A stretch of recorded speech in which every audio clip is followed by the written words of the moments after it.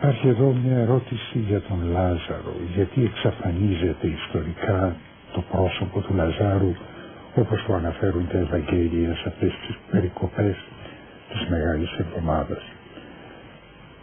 Δεν ξέρω, ούτε μπορεί να απαντήσει εύκολα κανείς σε κάτι τέτοιο, μάλλον δεν μπορεί καθόλου να απαντήσει, γιατί δεν μαθαίνουμε τι απέγινε αυτό το ιστορικό πρόσωπο που ανέστη επίσης από τον νεκρόν. Προφανώς διότι υπάρχει ένα άλλο χωρίο της Γραφής, το οποίο μας λέει ότι ο Παύλος, που είχε μια ανάλογη εμπειρία, όχι με θάνατο, αλλά με αρπαγή, είδε πράγματα τα οποία δεν μπορούν να λεχθούν και έτσι πια παραιτήθηκε από τις δυνατότητες της γλώσσας, η οποία γλώσσα μας είναι φτιαγμένη για να εντοπίζει την πραγματικότητα που μας περιβάλλει. Τα όρια της γλώσσας μας είναι τα όρια του κόσμου μας, τα όρια των αισθητών πιστοποιήσεων ή επιτέλους των νοητικών μας κατασκευασμάτων. Δεν μπορεί να λεχθεί το νόημα των πραγμάτων, αυτό που είναι πέρα από τα πράγματα, να λεχθεί οριστικά με τη γλώσσα του ανθρώπου. Η επιστήμη ερευνά συνεχώς. Ακριβώς επειδή ο άνθρωπος έχει ανάγκη από βεβαιότητες, αλλά έχει και δίψα για γνώση, μέσα στα βασικά στοιχεία του λογικού υποκειμένου είναι αυτή η συνεχής αναζήτηση, η συνεχής ανακάλυψη και γνώση της πραγματικότητας που τον περιβάλλει. Ναι, αυτό είναι η επιστήμη. Αλλά και αν μπορούσαμε να έχουμε, λέει ο Βίτκενστάιν, πληροφορίες, απαντήσεις σε όλα τα ερωτήματα που θέτουμε σε σχέση με τον κόσμο που μας περιβάλλει, και πάλι δεν θα είχαμε λύσει κανένα πρόβλημα. Γιατί τα ουσιώδη ερωτήματά μας δεν είναι ερωτήματα για πιστοποιήσεις της πραγματικότητας, είναι ερωτήματα για το νόημα της πραγματικότητας. Το γιατί, ποια η αιτία και ποιος ο σκοπός των πραγμάτων. Και αυτά τα δύο ερωτήματα δεν είναι ο ρόλος της να τα απαντήσει η επιστήμη. Η επιστήμη διαπιστώνει, ερμηνεύει, αναλύει ό,τι είναι προσιτό στην παρατήρηση και στο πείραμα. Δεν είναι δυνατόν να νοηματοδοτήσει ή να αποκρυπτογραφήσει το νόημα των υπαρκτών και της πραγματικότητας. Μεγάλο πρόβλημα είναι αυτή η διαπλοκή των επιστημονικών δεδομένων, ιδιαίτερα σήμερα, των δεδομένων της νευροφυσιολογίας, των επιστημών του εγκεφάλου γενικότερα, με ό,τι συνηθίσαμε να ονομάζουμε πνευματικό κόσμο, πνευματικότητα, ψυχή του ανθρώπου κλπ. Σήμερα ξέρουμε πια αρκετά καλά τις περισσότερες από αυτές τις λειτουργίες εγκεφαλικές. Δεν είμαι αρμόδιος για να μιλήσω για τα όρια αυτής της γνώσης. Διαβάζω και εγώ ότι μπορούμε να εντοπίσουμε πού παράγεται μια συγκεκριμένη μορφή νοητικής δραστηριότητας. Δεν μπορούμε να ερμηνεύσουμε το πώς, διότι υπάρχει ένα κέντρο σίγουρα στο οποίο εντοπίζουμε τη λειτουργία αυτή, αλλά η λειτουργία είναι πάντοτε καρπός μιας καθολικής, συνολικής λειτουργίας του εγκεφάλου ως οργάνου. Κάτι το οποίο ξεπερνάει το επιμέρους, δηλαδή μια μηχανιστική εκδοχή αυτού του θαυμαστού οργάνου, του πιο θαυμαστού από οτιδήποτε άλλο υπάρχει στο σύμπαν, όπως γράφει ο Έντερμαν.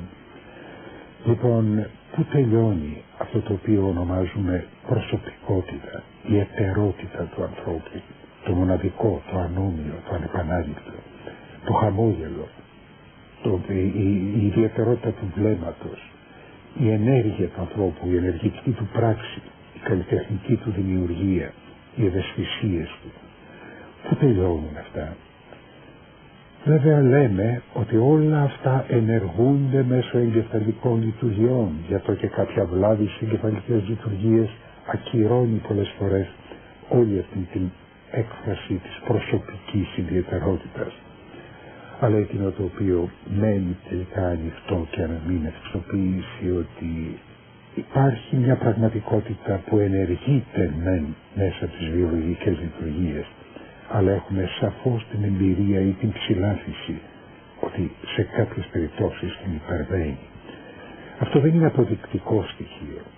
Είναι απλώς μια ένδειξη για να αναφερθούμε ακριβώς στην πανανθρώπινη και διαχρονική αναζήτηση που μας καθορίζει ως λογικά όντα, να εντοπίσουμε αυτό το ανερμήνευτο εγώ όπως και το ανερμήνευτο άλλο. Σχέση το εγώ με το άλλο με κεφαλαίο αν θέλετε α, νομίζω ότι είναι στη βάση όλης της διαφοράς επιστήμης και φιλοσοφίας ή μεταφυσικής. Η έννοια της αιώνιας ζωής είναι επίσης μια αρκετά αμφίβολη έννοια.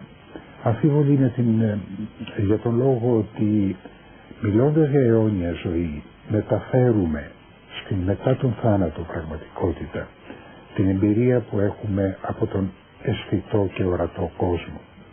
Ο χρόνος είναι μια από τις διαστάσεις με τις οποίες και ο χώρος, με τις οποίες εμείς οι άνθρωποι, το δικό μας μυαλό, κατανοεί την πραγματικότητα. Σήμερα οι φυσικοί μας μιλούν για περιπτώσεις όπου μέσα στο φυσικό σύμπαν αναιρείται η πραγματικότητα του χώρου και του χρόνου.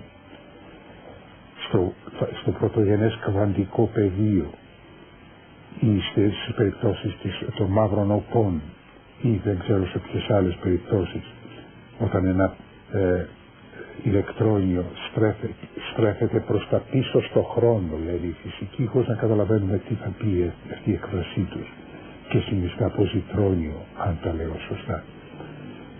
Πάντως μας βεβαιώνουν ότι έχουμε εμπειρικά, πειραματικά προσεγγιζόμενες περιπτώσεις όπου δεν ισχύει ο χρόνος όπως τον βιώνουμε στον μακρό κόσμο. Λοιπόν, αν μέσα ήδη στα όρια της φυσικής υπάρχουν δεδομένα που ξεπερνούν το χώρο και τον χρόνο, και τα δεδομένα αυτά είναι απλώς ο τρόπος με τον οποίο ο άνθρωπος καταλαβαίνει την πραγματικότητα, πώς είναι δυνατόν να μιλάμε για κάτι το οποίο συνιστά την αιτία της ύπαρξης, την αιτιώδη αρχή του υπαρκτού, και να το υποτάσσουμε σε χώρο-χρονικές κατηγορίες.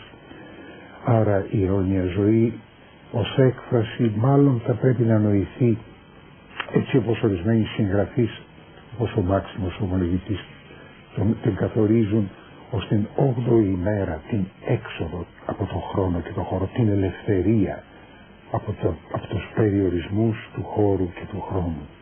Την ελευθερία να υπάρχει κανείς χωρίς να υποτάσσεται στην φθορά του χρόνου και του χώρου ή στους περιορισμούς του χώρου και του χρόνου. Είναι πάντοτε ανοιχτά τα ερωτήματα της μεταφυσικής για τον άνθρωπο. Δεν μπορεί να υπάρξει μία απάντηση. Δεν μπορεί να υπάρξει καν ένας ισχυρισμός ότι αυτή η διατυπωμένη με την ανθρώπινη γλώσσα είναι η σωστή απάντηση στα ερωτήματα της μεταφυσικής. Εάν υπήρχε μία και οριστική απάντηση, δεν θα υπήρχε λογικός άνθρωπος. Υπάρχει λογικός άνθρωπος επειδή για τα πάντα ανοίγεται η ρογμή της αμφιβολίας, το ερώτημα, η απορία, η άγνοια. Το μόνο που μπορεί να αντιτάξει κανείς σε αυτή την αναζήτηση αντικειμενικής γνώσης για τη μεταφυσική πραγματικότητα είναι ότι υπάρχουν και στην τωρινή εμπειρική μας αμεσότητα, υπάρχουν γνώσεις που δεν κατακτώνται απλώς με την διανοητική ή την προσληπτική των πληροφοριών δυνατότητά μας.